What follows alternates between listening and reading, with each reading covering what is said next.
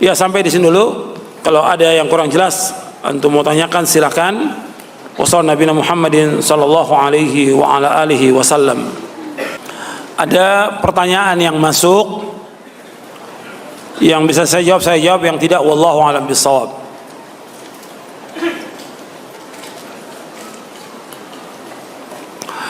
Tentang salat duha. Salat duha ini bagaimana? Salat duha sunnah, minimalnya 2 rakaat, maksimal 8 rakaat. Hadis tentang 12 rakaat hadisnya dhaif, hadisnya lemah. Salat duha itu minimal 2 rakaat, maksimal 8 rakaat. Dan ini dikerjakan di waktu duha, artinya setelah matahari tinggi, ya di atas jam 7 lah. Setelah matahari itu agak tinggi. Sebab Nabi ketika menyebutkan tentang waktu duha, hina tarmidul fisal, ketika anak-anak onta mulai kepanasan. Artinya sudah di atas jam 7. Itu sholat duha. Sampai jam 10 lewat lah, setengah 11 gitu. Sampai anak-anak onta kepanasan. Dan punya keutamaan sholat duha. Dan bacaannya sama. Dan juga nggak ada doa khusus, tidak ada.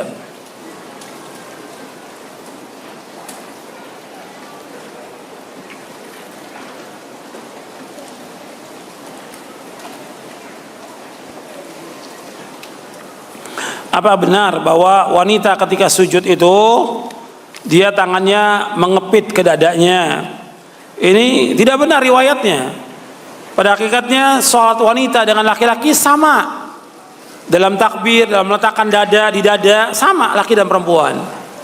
Ketika ruku, ketika sujud, laki-laki ini ketika sujud tangannya dirapatkan gini, siku diangkat. Kata Nabi, warfa mirfaqaika, angkat kedua sikumu. Laki-laki seperti itu, perempuan juga sama. Perempuan sama, dia angkat sikunya sama dengan laki-laki. Tidak beda. Ya, riwayat mengatakan bahwa dikepit itu tidak benar. Enggak benar.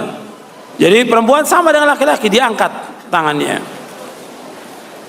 Dilebarkan. Kalau dia sendiri, tapi kalau dia berjamaah yang penting sikunya terangkat. Kalau dia berjamaah, yang penting sikunya terangkat. Dan ini perintah dari Rasulullah, warfa mirfaqaika, angkat kedua sikumu.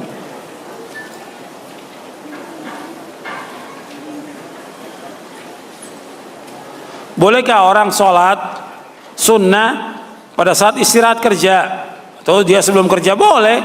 Kalau dia masuk kerjanya umpamanya jam 8, ya setengah 8 boleh dia sholat duha, boleh. Atau dia sholat syukrul wudu seperti yang dilakukan oleh Bilal bin Rabah radhiyallahu anhu arda, boleh. Tapi kalau sudah selesai kerja, kan waktunya zuhur istirahat itu.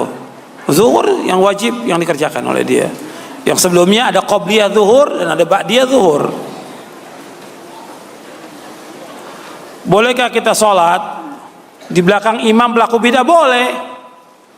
Sholat di belakang imam pelaku bidah boleh. Dan saya bawakan riwayat ini dalam buku Syarah Aqidah Ahlussunnah wal Jamaah. Saya bawakan yang pertama riwayat hadis Sahih riwayat Bukhari, Nabi bersabda, yusalluna lakum fa in asabu falakum walahum wa in akhtau falakum wa alaihim. Kamu sholat bersama mereka, atau bersama orang-orang atau penguasa yang zalim atau orang pelaku bid'ah, kamu sholat bersama mereka. Kalau mereka benar, kamu benar, kamu dapat ganjaran, mereka dapat ganjaran. Tapi kalau kamu benar, mereka salah, mereka yang menanggung dosanya, kamu dapatkan ganjaran. Ini Sahih Bukhari. Ketika Hasan Al-Basri tanya, bagaimana sholat di belakang ahlul bid'ah? Imam Hasan Al-Basri mengatakan, sholli wa alaihi bid'atuhu, kamu sholat di belakangnya dan orang itu yang menanggung bid'ahnya. Ini dibawakan oleh Imam Bukhari dalam kitab sahihnya di Kitabul Adzan.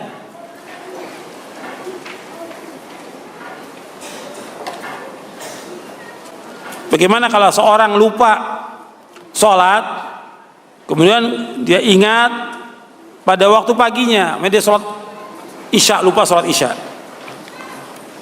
dia baru ingat ketika pagi sholat. Kata Nabi, man nama au nasiya, man nama anis sholat au nasiha falyusalliha idza dzakaraha. Barang siapa yang tertidur dari sholat atau dia lupa, maka dia sholat ketika dia ingat. Maka dia sholat ketika ingat. Tapi lupa nggak tiap hari. Sekali-kali lupa boleh. Makanya dicari, kenapa dia sampai lupa? Nah, kemungkinan besar dia disibukkan oleh apa? Oleh dunia. Kalau lupa wajar. Manusia lupa wajar. Hatta Nabi juga lupa. Yang tidak lupa siapa? Yang tidak pernah lupa dan tidak akan lupa selama-lamanya siapa? Allah SWT. Wa ma kana rabbuka nasiya, dan Allah tidak pernah lupa selama-lamanya.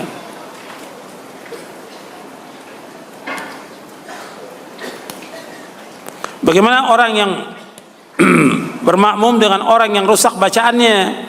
Ya diingatkan, mestinya orang yang dia tidak hafal Al-Quran atau dia cuma hafal sedikit dan juga nggak benar bacaannya, dia nggak berhak untuk jadi imam.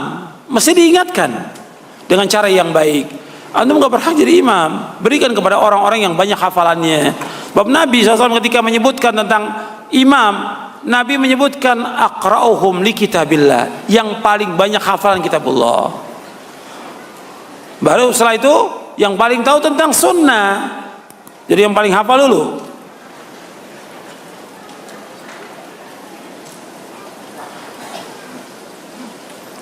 Apakah sah sholat di satu masjid yang tidak ada adzan tapi langsung qomat? Sah, sholatnya sah, cuma dia berdosa tidak menggunakan adzan, karena adzan ini wajib untuk sholat 5 waktu berjamaah. Adzan ini wajib untuk sholat 5 waktu berjamaah, wajib adzan ini.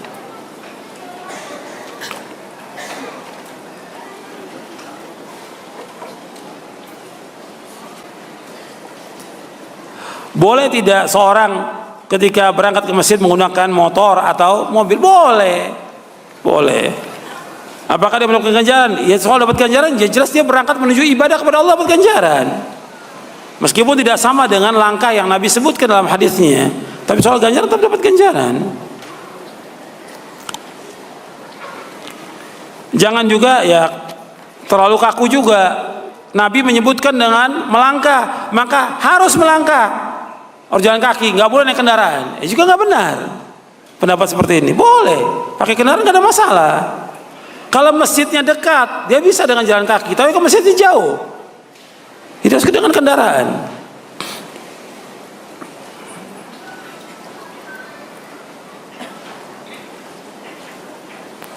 Bagaimana hukumnya orang yang mengerjakan sholat sunat dengan bacaan yang panjang?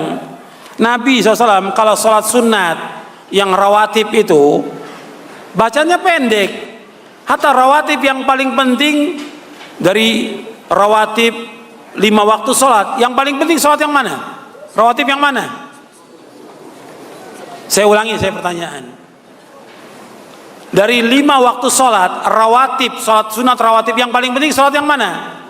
Subuh. 2 rakaat sebelum subuh lebih baik dari 2 seisia. Nabi ketika 2 rakaat sebelum subuh bacanya apa? Al-Baqarah, An-Nisa, Ali Imran atau apa? Nabi baca apa? Qul ya ayyuhal kafirun dengan apa? Al-Ikhlas, Qul Huwallahu. Baca yang pendek ketika sholat sunat. Bacaan yang panjang sholat sunat kapan? Sholat malam tahajud. Nabi baca sholat tahajud di waktu malam 1 rakaat baca Al-Baqarah, An-Nisa, Ali Imran. 1 rakaat. Hadisnya sahih riwayat Muslim. Nabi bacanya 1 rakaat sholat malam Al-Baqarah, An-Nisa dulu baru Ali Imran. Sahih riwayatnya. Tapi kalau sholat sunat rawatib baca yang pendek aja. Yang paling penting aja. Kuliah dengan apa? Nabi baca dengan surah Al-Ikhlas. Berarti qobliyah zuhur baca yang pendek, ba'diyah zuhur baca yang pendek. Jangan dipanjangkan sampai orang nunggu makmum, nunggu imamnya kok panjang benar bacaannya. Ternyata dia lagi ngulang hafalan surah Al-Baqarah, dia belum hafal si imam surah Al-Baqarah, ngulang-ngulang nggak dapat terus lagi, kesian makmumnya. Jadi kalau mau ngulang hafalan kapan? Nanti dia di waktu malam. Sorenya murajaah dulu, pada maghrib murajaah, nanti malam baru dia baca. Tapi ketika sholat berjamaah baca yang pendek. Baik qobliyah maupun ba'diyahnya.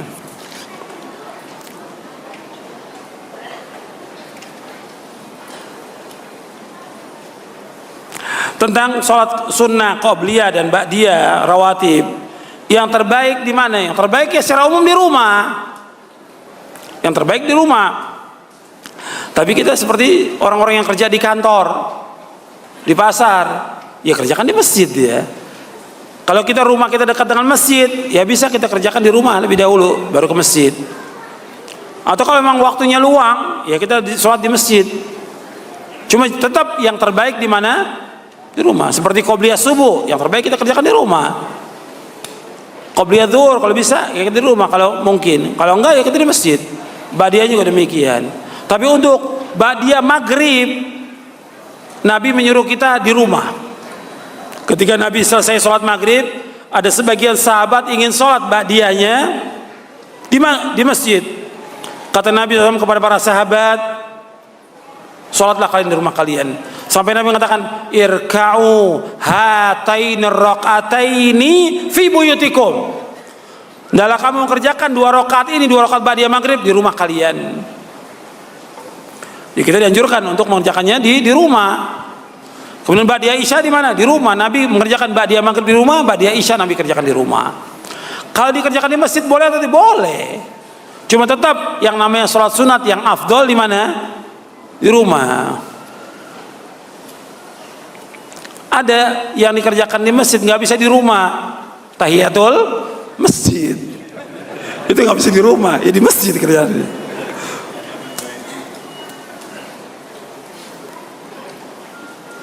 Jika ada saudara kita tidak sholat, lalu dia mati, bolehkah disolati? Tentang orang yang tidak sholat, kita kembali, hukumnya dia muslim atau kafir? Tadi yang pembahasan kita muslim atau kafir? Muslim selama dia masih mengakui tentang wajibnya sholat.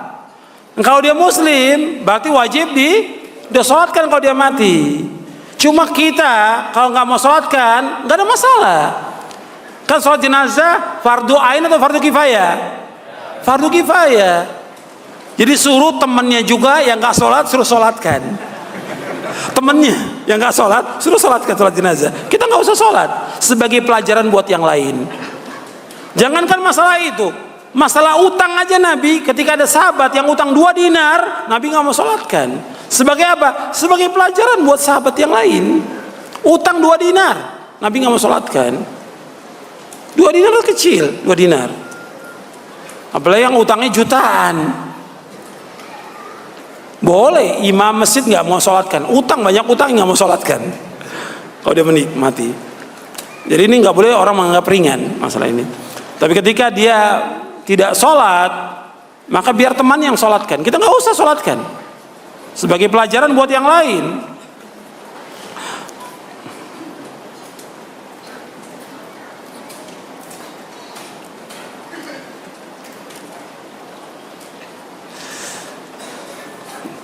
Jadi saya punya anak remaja yang cenderung dia punya akhlak yang jelek. Jadi ketika disuruh sholat dia tidak mau. Ya tetap diusahakan kalau dia sebagai orang tua, bapak atau ibu, jelas tahulah tentang tabiat anak dari kecilnya gimana. Tahu tentang wataknya. Maka coba cari bagaimana salahnya yang dia itu bisa nurut. Apakah diberikan hadiah, apa dibujuk atau yang lain, tetap suruh sholat. Tapi jangan lupa doa kepada Allah. Sebab yang memegang ubun-ubun seluruh makhluk ini dan hati manusia adalah Allah SWT. Allah yang membolak-balikkan hati. Makanya kita minta kepada Allah agar Allah menunjuki dia, karena doanya orang tua kepada anak itu makbul, baik atau buruk. Perhatikan tuh, doanya orang tua untuk anaknya itu makbul. Apakah si orang tua doakan baik untuk anaknya makbul, atau orang tua mendoakan jelek buat anaknya juga makbul? Maka hati-hati orang tua itu. Ketika orang tua mendoakan kejelekan buat anaknya makbul, jelek anak itu. Umumnya si anak kurang ajar kepada orang tuanya, orang tua bilang nanti kamu celaka, tabrakan. Betul, tabrakan terjadi, makbul, dikabulkan sama Allah. Tapi ketika si orang tua mendoakan baik, insya Allah makbul juga. Makanya nggak boleh orang tua itu mendoakan kejelekan kepada anak, doakan kebaikan meskipun dia nakal, meskipun dia tidak baik, tetap doakan kebaikan buat anaknya.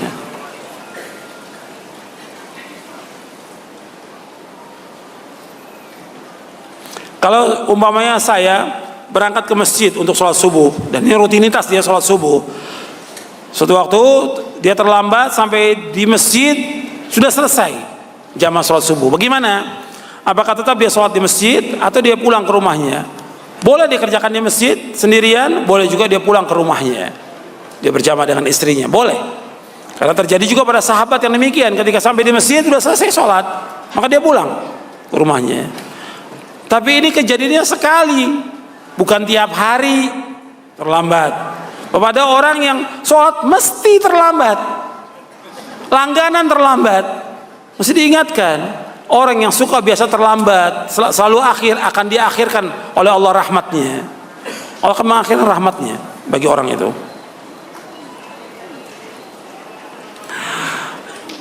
Bagaimana cara-cara kiat khusyuk? Saya sudah sebutkan di buku ini, antum baca. Tadi sudah kita baca sebagiannya. Di antaranya apa? Mengingat kematian. Di antaranya. Kemudian sholat sesuai dengan contoh Nabi. Di antaranya lagi saya sebutkan, kita harus memahami tentang bacaan sholat.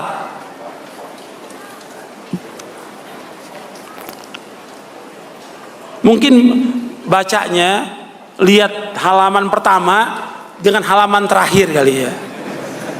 Gak dibaca tadi yang kita bahas.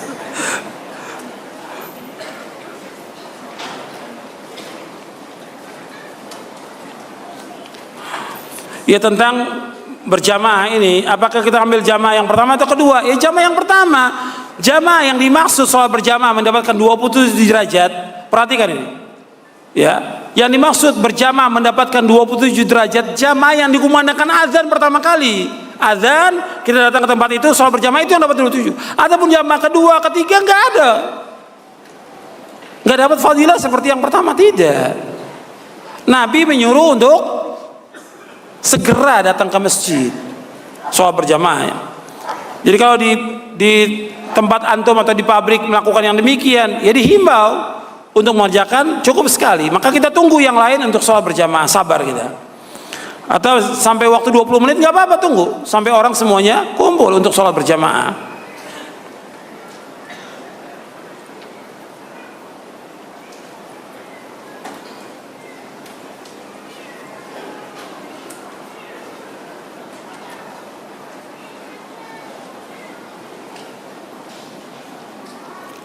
Ya, bagaimana dengan hadis Nabi Sallallahu Alaihi Wasallam tentang orang-orang Khawarij yang disebutkan bahwa Khawarij itu adalah anjing-anjing neraka. Al Khawariju kilabun nar. Padahal amal yang dihisab pertama kali sholat, sedangkan orang-orang Khawarij itu dia banyak sholatnya. Bagaimana memadukan? Betul, tetapi yang banyak sholatnya itu berkaitan dengan sholat yang sunnah, bukan yang wajib. Orang Khawarij nggak mau sholat berjamaah bersama imam, nggak mau dia. Khawarij mau nggak mereka sholat berjamaah bersama imam? Nggak mau dia. Dia ketika melihat imamnya atau melihat pemimpin atau pemerintah atau khatibnya berbuat dosa maksiat, bagi dia muslim atau kafir? Kafir, dia nggak mau sholat. Sholat sunatnya dia betul ya, banyak sholat sunatnya, tapi nggak sesuai dengan contoh Nabi sholat sunatnya mereka. Sholat yang wajibnya mereka nggak berjamaah, bahkan ada di antara mereka Khawarij itu nggak sholat Jumat mereka bersama kaum muslimin, nggak mau sholat Jumatnya sendirian di rumahnya. Kapan? Dianggap imam-imam yang ada semuanya kafir. Dan itu terjadi yang seperti itu, baik itu zaman Ali bin Abi Thalib maupun yang sesudahnya. Bahkan Imam Az-Zahabi menyebutkan ada seorang yang punya pemahaman takfiri dalam Syiar Alamin Nubala, dia nggak mau sholat bersama kaum muslimin, dia mengerjakan sholat sendirian aja di rumahnya, hatta sholat Jumat. Ini sudah nggak baik yang wajibnya. Kalau sudah nggak baik, seluruh amalnya baik atau tidak? Tidak baik ukuran sholat. Kalau sholatnya tidak baik, seluruh amalnya tidak baik. Makanya disebutkan dia termasuk penghuni neraka. Nabi ketika menyebutkan tentang apa? Tentang banyaknya sholat mereka atau puasanya mereka, kalimat banyak tidak menunjukkan kepada apa? Baik dan benar. Banyak orang-orang menganggap bahwa dia sudah melakukan amal-amal soleh yang banyak, padahal ukurannya banyak atau baik. alladzi khalaqal mauta wal hayata liyabluwakum ayyukum ahsanu amala, bukan aktsaru amala. Allah yang menciptakan mati dan hidup untuk menguji kalian, siapa di antara kalian yang paling baik atau paling banyak? Paling baik amalnya. Orang Khawarij tidak baik amalnya. Orang Khawarij tidak baik amalnya. Jelas ini ya.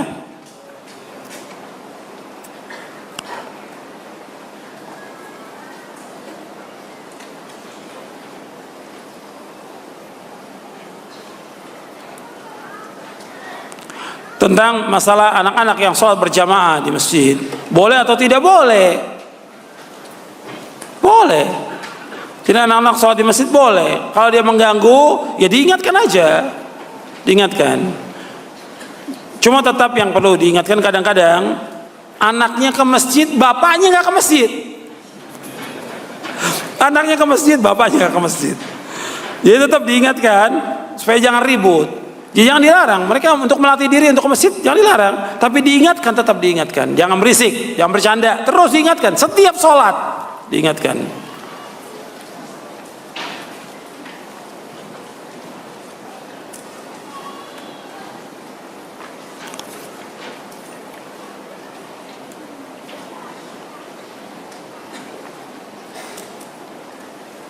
Bagaimana dengan orang yang sholat tetapi masih melakukan syirik?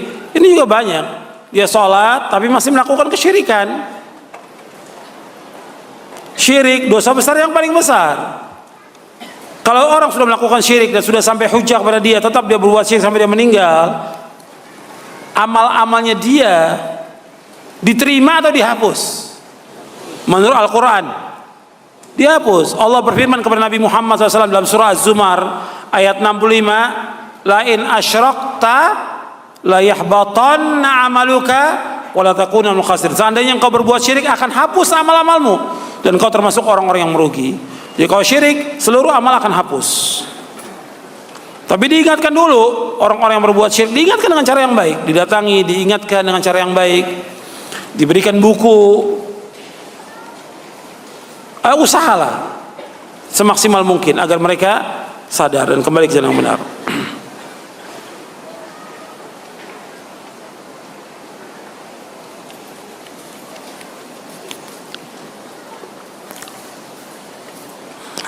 Bagaimana kalau seorang yang dia sulit untuk bangun malam? Ya bisa diatur dengan dia tidur di awal malam. Dan jangan terlalu banyak pekerjaan ketika di waktu malam. Kemudian yang ketiga, dia tidur dalam keadaan berwudu. Yang keempat, dia pasang beker. Beker itu pasang, alarm pasang. Jam berapa dia mau bangun? Insya Allah kalau sudah terbiasa, itu akan mudah bangun. Meskipun nggak bangunnya jam 3, bangunnya setengah 4 menjelang subuh, ya tetap bangun.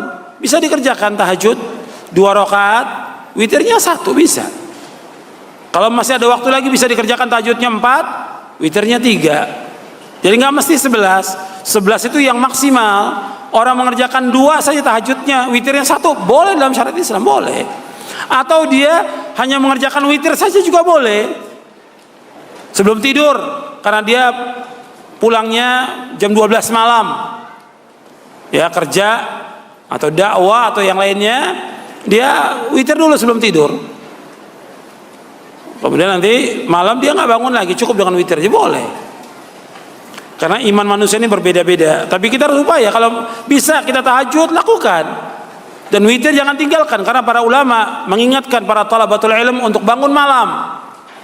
Antum bisa lihat di buku Menuntut Ilmu Jalan Menuju Surga, saya jelaskan di buku itu tentang talibul ilm. Apalagi para dai-nya, jangan tinggalkan sholat malam.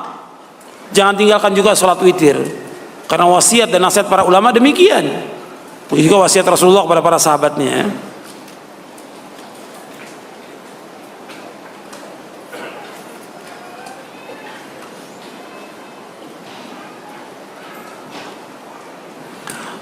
Bagaimana kalau orang tua kita itu baru sholat kalau kita pulang ke rumah, ke kampung baru sholat? Ya tetap diingatkan dan terus diingatkan setiap waktu.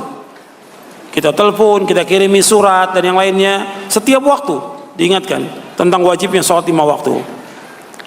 dan jelaskan kepada dia bahwa Allah yang menciptakan kita, yang menyuruh kita untuk sholat.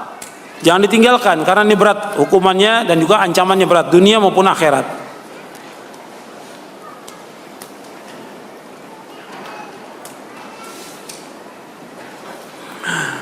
Kenapa masih ada banyak orang-orang yang sholat tapi dia masih terus melakukan perbuatan keji dan mungkar?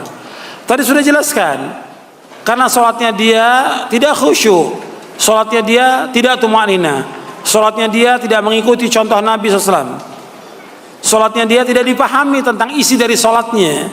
Mestinya sholat yang dilakukan itu menimbulkan rasa takut dia kepada Allah SWT, dan dia harus ingat kepada Allah. Allah menyebutkan setelah sholat, kan Allah menyebutkan utlu ma uhi ilaika minal kitab wa aqimis shalah inna sholata tanha 'anil fahsyi wal munkar wa la dzikrullahi akbar wallahu ya'lamu ma tasna'un. Artinya setelah Allah menyuruh untuk sholat mencegah perbuatan keji mungkar, Allah menyuruh apa? Ingat Allah itu lebih baik. Jadi kalau dia ingat kepada Allah, maka dia akan tinggalkan perbuatan dosa dan maksiat. Kalau dia ingat Allah, dia akan tinggalkan perbuatan keji dan mungkar. Dan Allah mengetahui apa yang kalian kerjakan.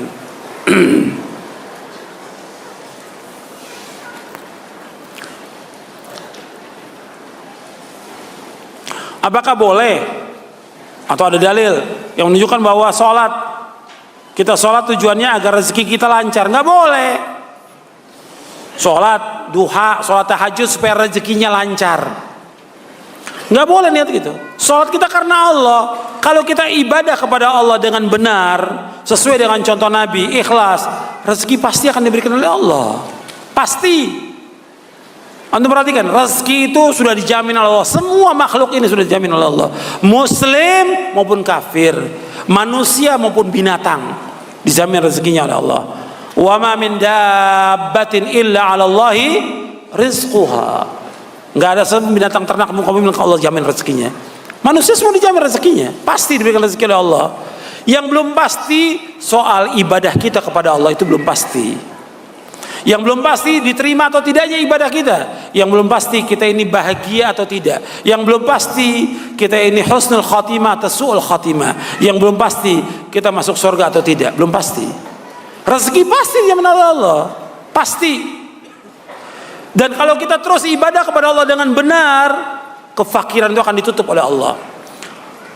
Allah berfirman di dalam satu hadis yang sahih dan satu lagi hasan.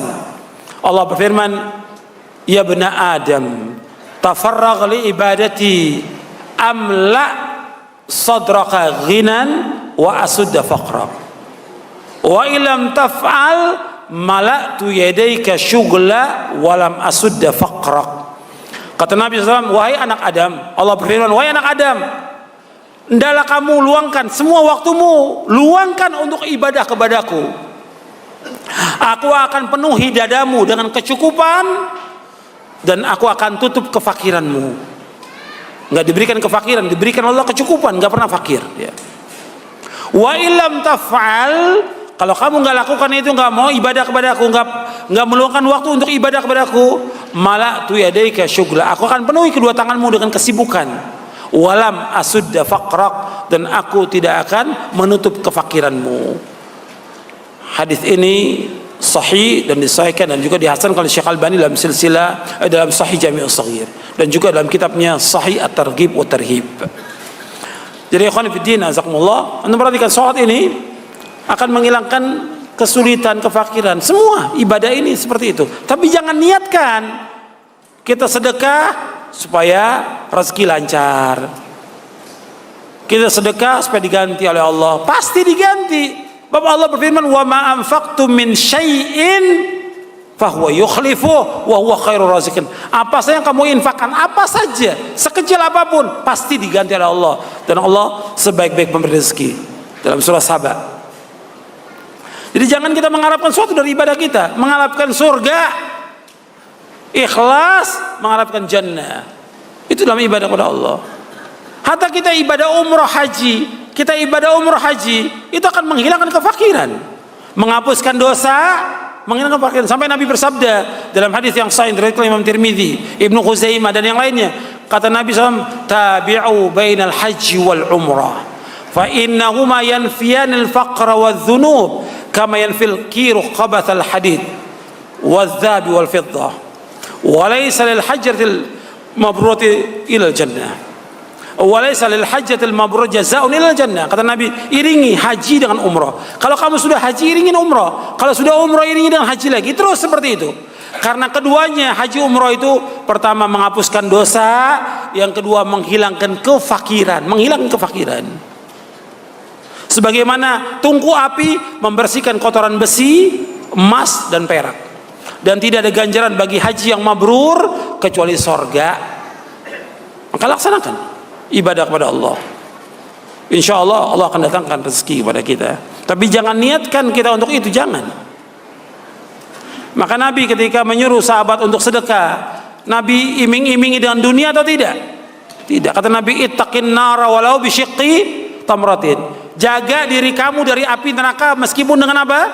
Sebutir kurma. Tujuan kita akhirat, supaya terjaga dari api neraka. Bukan Nabi mengimingi dunia. Kalau kamu sedekah, Nabi kamu dapat kekayaan dengan sedekah, usaha kamu lancar. Tidak.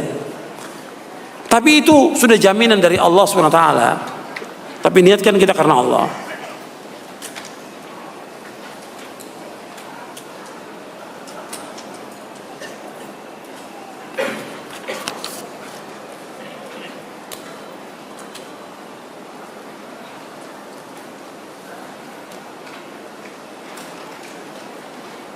Bagaimana kalau seorang diusir, tidak boleh sholat di masjid dekat rumahnya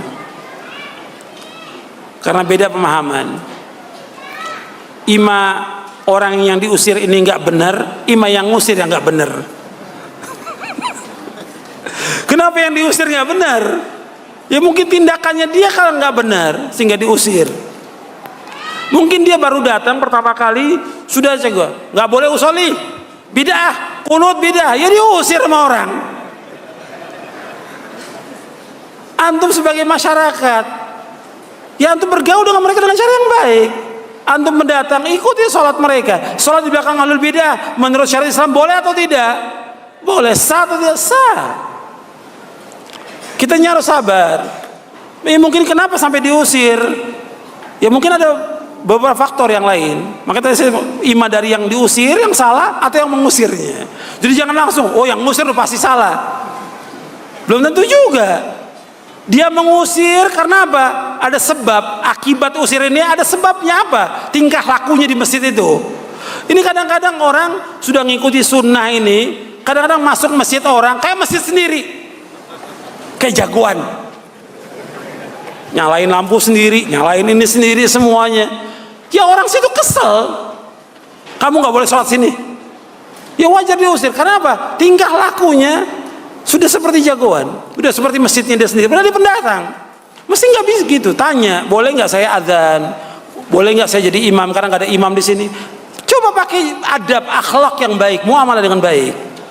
Jadi ketika diusir, siapa yang salah? Jangan langsung salahkan, oh yang ngusir. Belum tentu. Bahwa ada juga di tempat yang lain, yang katanya sunnah juga, ada orang yang awam nggak boleh sholat, dan ini terjadi. Orang awam masyarakat kampung karena dia usolli, karena dia kunut, karena masjid merasa punya dia nggak boleh sholat. Benar tidak menurut syariat Islam? Nggak benar. Dan ini terjadi, yang seperti ini terjadi. Orang-orang kampung yang kunut itu nggak boleh datang ke masjidnya. Ini kan masjid saya, yayasan punya saya. Kamu nggak boleh sholat. Masa orang sholat nggak boleh? Orang mau ruku sujud nggak boleh? Kalau dia kunut diingatkan dengan cara yang baik. Ini muamalah sekarang banyak yang nggak beres sudah. Maka antum belajar ilmu, belajar adab dan akhlak. Bagaimana adab dan akhlak penuntut ilmu. Ini penting. Gitu. Nah kalau kita sudah diusir, ya kita sholat nggak boleh ada yang larang. Nggak boleh melarang orang sholat. Kalau nggak boleh juga oleh mereka, ya kita cari masjid yang lain. Jadi ini ketika bertanya seperti ini jangan langsung dijawab. Karena antum menjawab, oh sudah jelas salah yang ngusir. Lihat dulu orangnya siapa. Jadi belum tentu yang salah yang ngusir. Kadang yang datang juga sudah seperti miliknya ya masjidnya.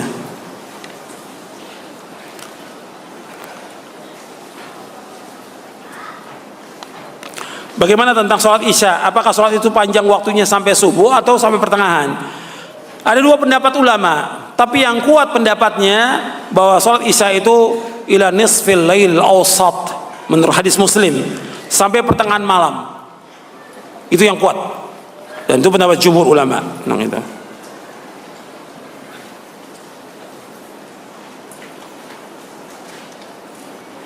Tadi disebutkan tentang sholat asar. Apakah sholat asar itu batal amalnya? Apa seluruh amalnya? Di buku ini, ketika saya bawakan hadis ini, ada penjelasannya di situ. Mungkin nggak kebaca, ya, antum nggak baca. Di situ ada. Artinya bukan seluruh amal, tidak. Amal yang hari itu aja yang ditolak oleh Allah, yang dihapuskan. Yang menghapuskan seluruh amal yaitu apa? Syirik.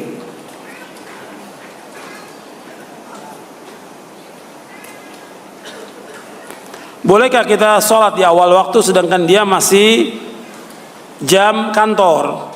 Ya, kita memberitahu kepada orang-orang yang di atasan itu, ya, manajernya, direktur, kasih tahu bahwa kita orang Islam ini sholat waktu asar jam 3:10 atau jam 3:04 kita sholat asar. Saya pikir cukup sampai sini, nggak semua bisa dijawab, dan juga jamaah kita banyak, wudunya antri, jadi kita cukup sampai di sini kajian kita. Kurang lebihnya saya mohon maaf, mudah-mudahan yang kita kaji ini bermanfaat untuk saya dan untuk antum sekalian. Wassallallahu nabiyana Muhammadin sallallahu alaihi wasallam. Subhanakallahumma wa bihamdik asyhadu an la ilaha illa anta astaghfiruka wa atubu ilaik. Assalamualaikum warahmatullahi wabarakatuh.